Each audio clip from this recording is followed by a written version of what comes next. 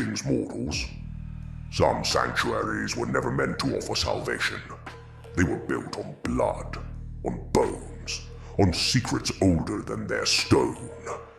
Across the world, 4 churches still stand, empty in name, but occupied in spirit. Each one was meant to be holy, but something else claimed the altar.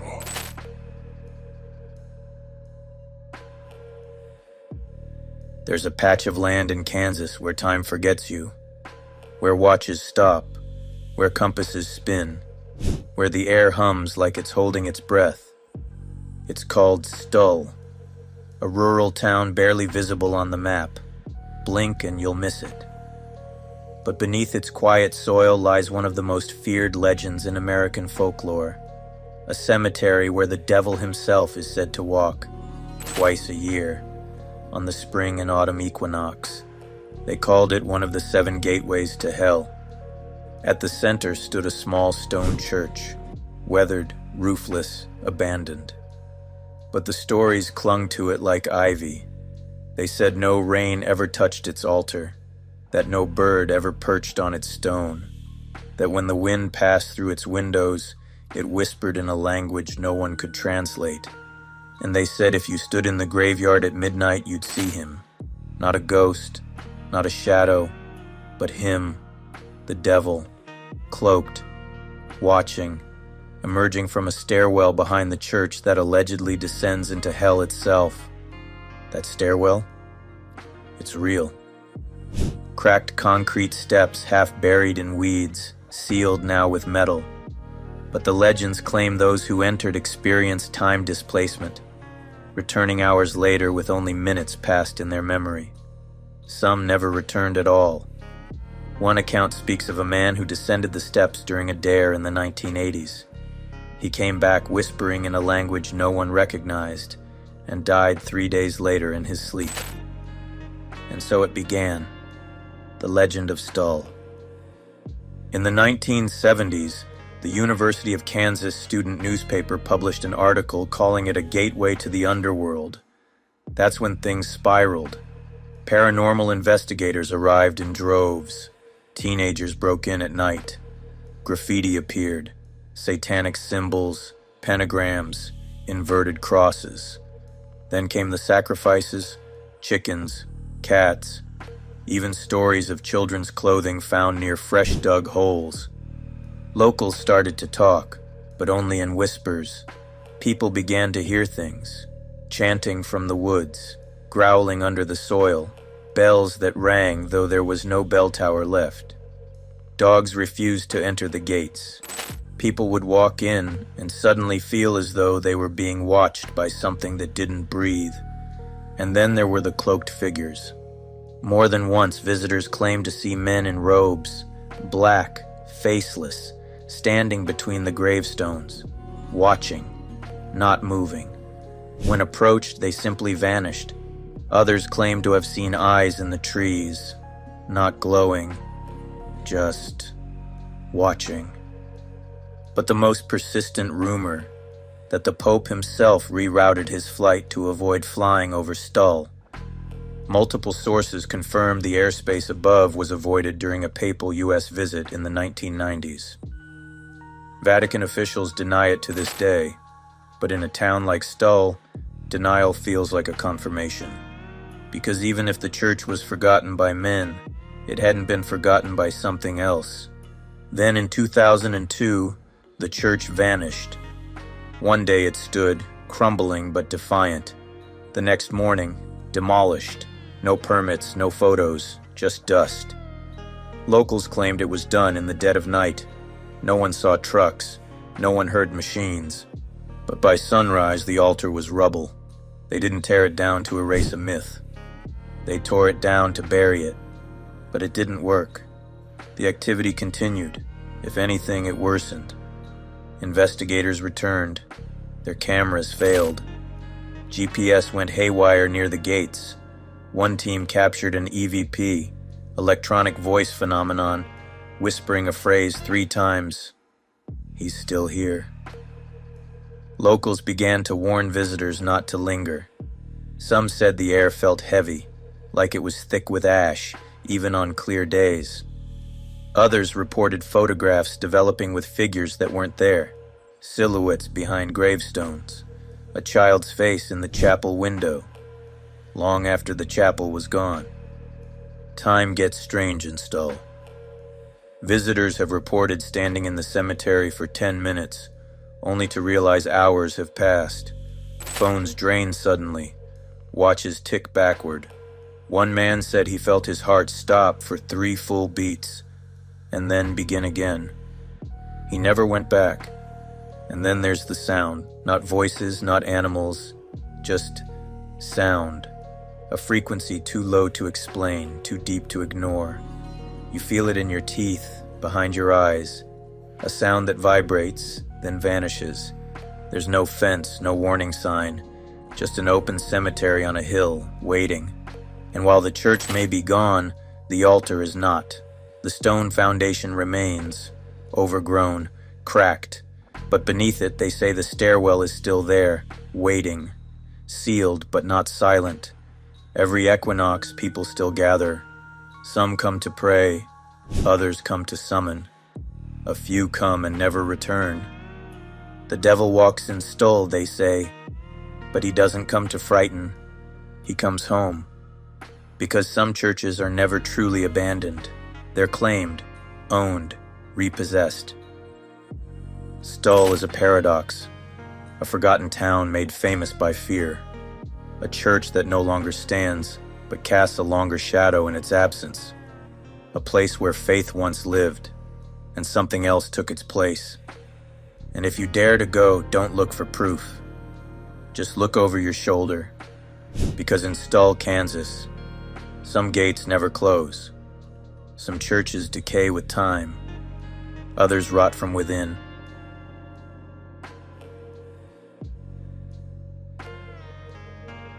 In the quiet hills of Bedfordshire, England, stands a ruin that once bore the name St.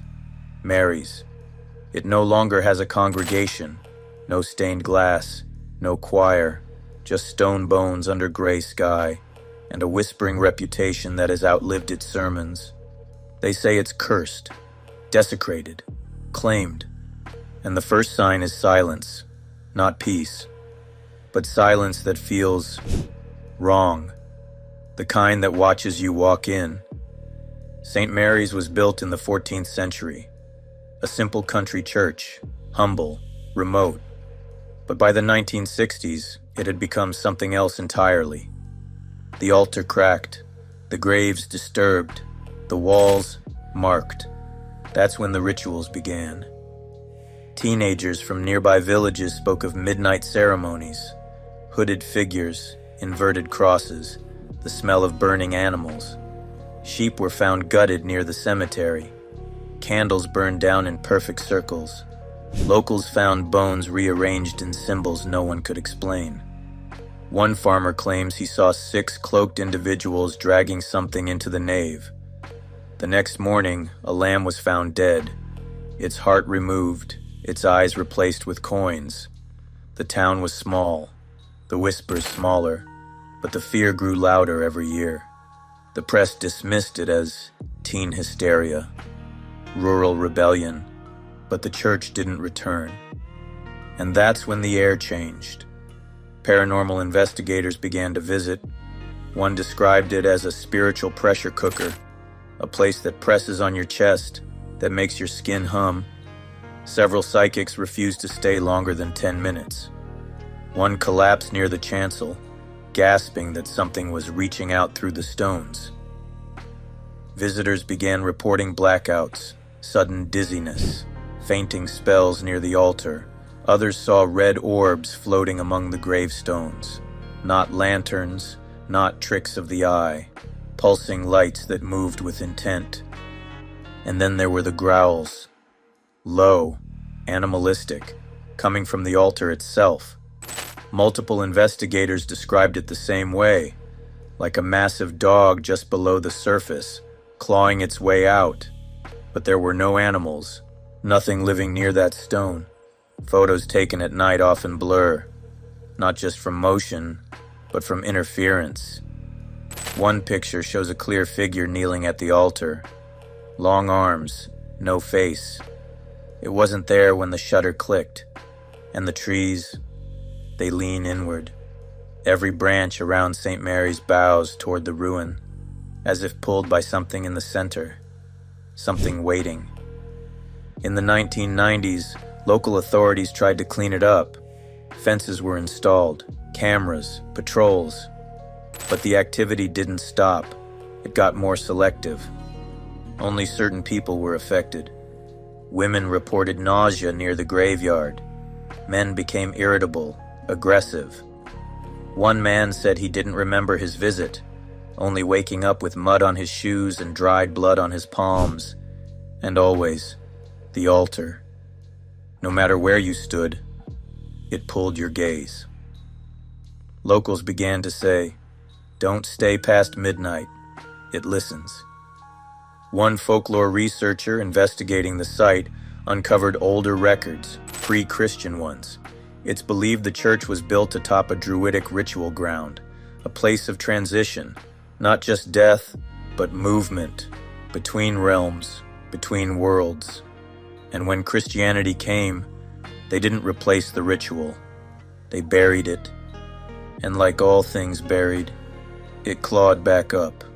One priest in the 1970s tried to reconsecrate the land. He brought holy water, prayers, and 4 men from the parish.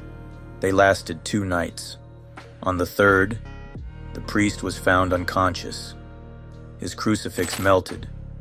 The altar covered in ash. He never spoke publicly again. Some say he left the clergy that year.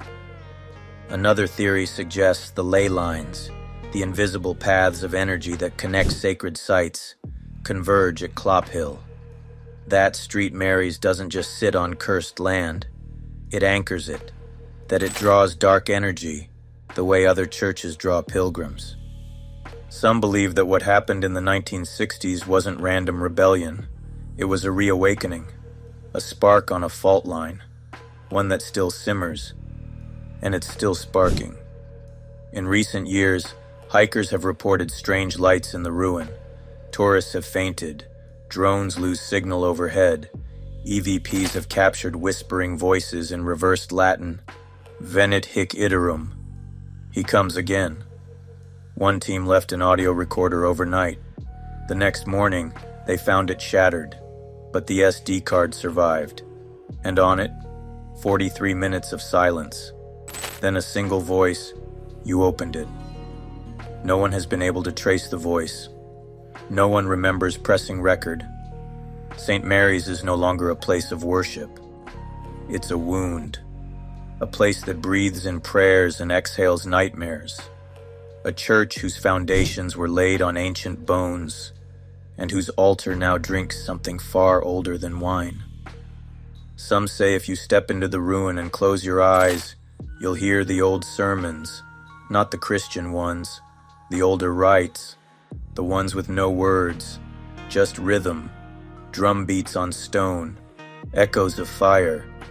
Others report hearing their name, not shouted, just spoken, intimate, as if the ruin already knows who you are, what you've done, and why you came. So if you go to Clop Hill, bring nothing holy. Wear no crosses. Don't speak loudly.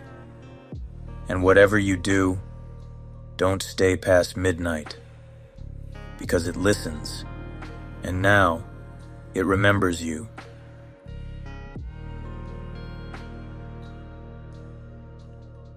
Some churches are built to honor God. Others are built on his absence. In the heart of Santiago, Chile, stands one of the oldest surviving buildings in the country. A stone cathedral whose walls have outlasted wars, fires, and earthquakes. A sanctuary older than the Republic itself. But beneath the sanctuary, something else sleeps. Its name is Iglesia de San Francisco. To tourists, it's beautiful. A landmark. A colonial relic with vaulted ceilings and dark wood beams. A sanctuary of silence. But the silence doesn't mean peace, it means waiting. The church was constructed in the late 1500s, its foundations laid directly atop an indigenous Mapuche burial site. The Mapuche were fierce warriors, known for their spiritual resilience. They believed in Pulu, spiritual energy that flows through every living thing. And when the Spanish conquered, they didn't erase that belief. They buried it, and then built a church on its grave. From the beginning, the church resisted. Earthquakes rocked Santiago again and again. Buildings crumbled, streets split, but San Francisco refused to fall. Locals started whispering, "It's held together by more than mortar." Some said it was blessed. Others said it was possessed. And then, the masses changed. It began with whispers. Parishioners reported hearing prayers before the priest had begun. Latin but reversed. Others said they saw shadows moving across the altar, shapes of nuns that no longer existed. One woman claimed her crucifix melted in her hands during the Eucharist.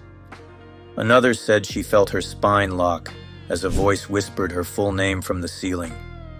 Priests came and went, some transferred suddenly, others left the church entirely. One young priest, barely ordained, reportedly suffered a breakdown mid-sermon. He began shouting in an unknown tongue, clawing at his own collar, before collapsing in front of the congregation. He never returned to the pulpit. Officially, he suffered stress-related illness. Unofficially, he saw something behind the altar, and he didn't blink for 2 hours afterward. Psychics who visited the church reported deep, cold pockets, not drafts, but zones, invisible walls of freezing air. One described it as a spiritual infection, a wound left unhealed, and now festering. And then there were the carvings.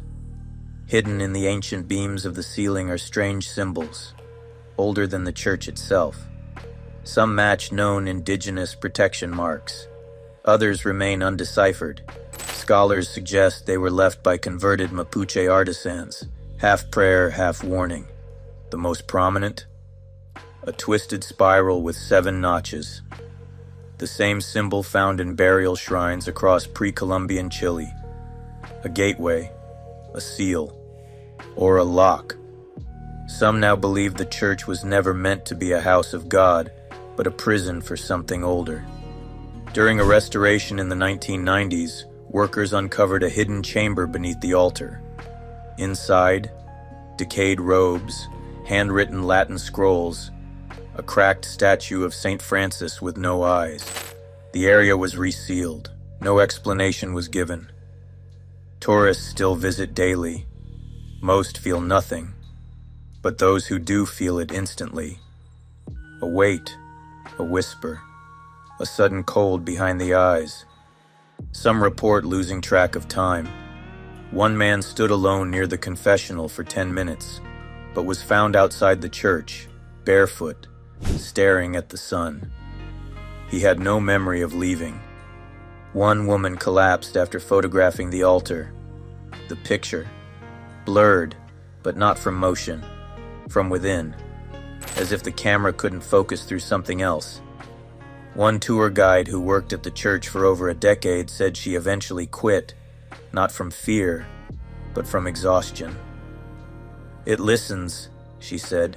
"Every time you speak inside, it remembers your voice." And the choir loft? Always cold, always empty. But sometimes, voices. Not songs, not hymns, just fragments, a single word repeated in harmony. No one knows what it means. Then there's the story of the red veil. Multiple visitors across several years have described the same vision. A nun standing near the front pews, veiled in deep crimson, her head bowed. She doesn't move, she doesn't breathe, but when you look away, she's gone. And always, within hours, those who see her experience nightmares. The same nightmare, burning hands reaching through stone, a voice screaming in Latin, a heartbeat that isn't theirs. Local legend calls her La Monja del Silencio, the nun of silence. No record suggests such a nun ever existed, but her presence, documented again and again, same pose, same veil, same dread. She is neither threat nor warning. She is a sign, a herald. Something that once waited in chains is now watching through her. What is Iglesia de San Francisco? A haunted church? A spiritual breach? Or a centuries-old lock that's starting to loosen? Some theologians say spiritual trauma leaves an echo, that mass conversions, spiritual warfare, and suppression of ancient belief can poison the soil itself. And if that's true, this church is built on poison, on bones that remember, on rites that predate the cross. Whatever force resides in San Francisco isn't malevolent in the usual sense. It doesn't scream, it doesn't slam doors. It listens, it watches, it answers questions no one asked out loud. Because what was buried here wasn't evil, it was silenced. And silenced things don't forgive. So if you visit Iglesia de San Francisco, say nothing. Breathe lightly. Keep your prayers short. And if you hear the Latin backwards, don't try to translate it. Because some sermons weren't written for you. And some cathedrals aren't praying to what you think. Some churches are built to glorify the divine. This one was built to remind you, you'll die.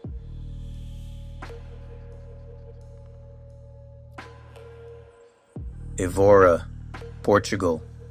A quiet town wrapped in cobblestones and old stone. Tourists come for the sunshine, the Roman ruins, the wine. But many come for something else. A chapel built by Franciscan monks in the 16th century. A sacred place where prayer echoes not against marble or gold, but against the skulls of the dead. It's called Capella dos Ossos, the Chapel of Bones, and its message is carved into the entrance. Nós ossos que aqui estamos, pelos vossos esperamos. We bones that are here await yours. Inside, over 5,000 human skeletons are embedded into the walls. Femurs stacked like bricks, skulls arranged in rows. Every inch of the chapel's interior is layered with death, silent, staring. The monks who built it weren't trying to scare. They wanted to provoke reflection, a reminder that life is fleeting, that death is the great equalizer, that every sinner and saint ends in silence. But they built something else too. A gateway, a container. And over the centuries, the line between meditation and obsession began to blur. Locals say you feel it before you see it. A drop in temperature, a tightening in the lungs, and then silence. Not the kind you expect in a chapel. A silence that feels watched. Visitors report immediate disorientation, eyes watering, pressure in the temples.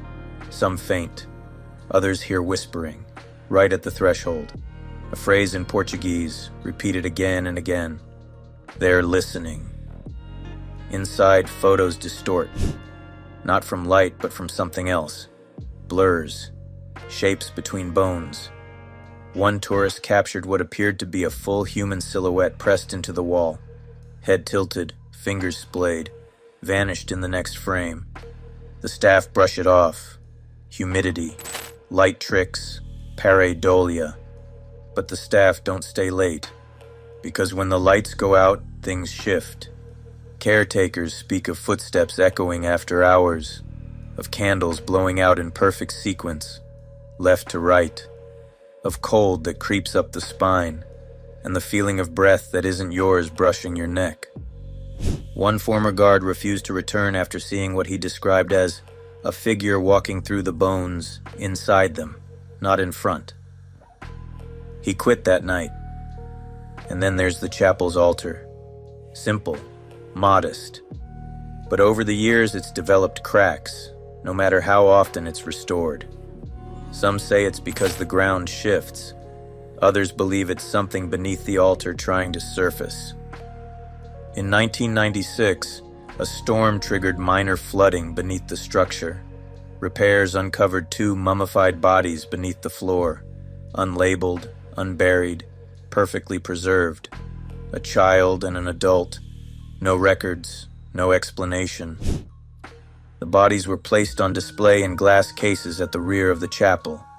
But since then, the whispering increased.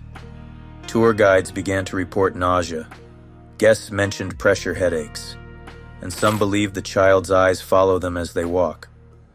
One woman claimed she entered the chapel and immediately saw her own funeral, exactly, she said, as it would be. She died 6 months later. Heart failure, no history, 32 years old. It's said that the longer you stay inside, the colder it gets. The chapel seems to drink heat, to drink time. Some visitors emerge feeling aged, aching joints, heavy breath, distant memory loss. One man, a skeptic, described a powerful urge to kneel, not from faith, but submission. Something in the bones demanded it. Scientists and skeptics say it's psychosomatic, the effect of being surrounded by death.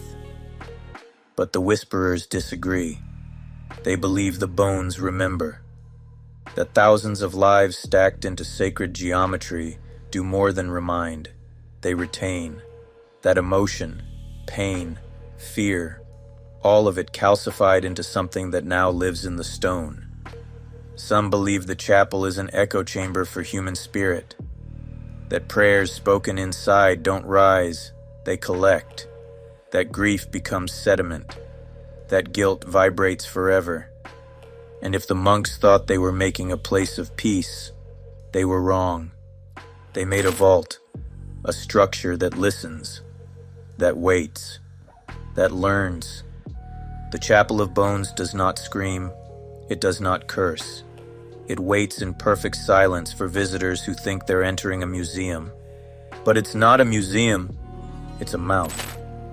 So if you enter, be respectful. Don't touch the walls. Don't mock the dead, and above all, don't linger, because these bones are waiting, and they remember every name, even yours. In Kansas, something waits beneath the cemetery. In England, something listens from the altar stones. In Chile, something older than the church watches from the rafters. And in Portugal, the dead wait with open eyes. Good evening, mortals, and make sure you pray to Christ tonight.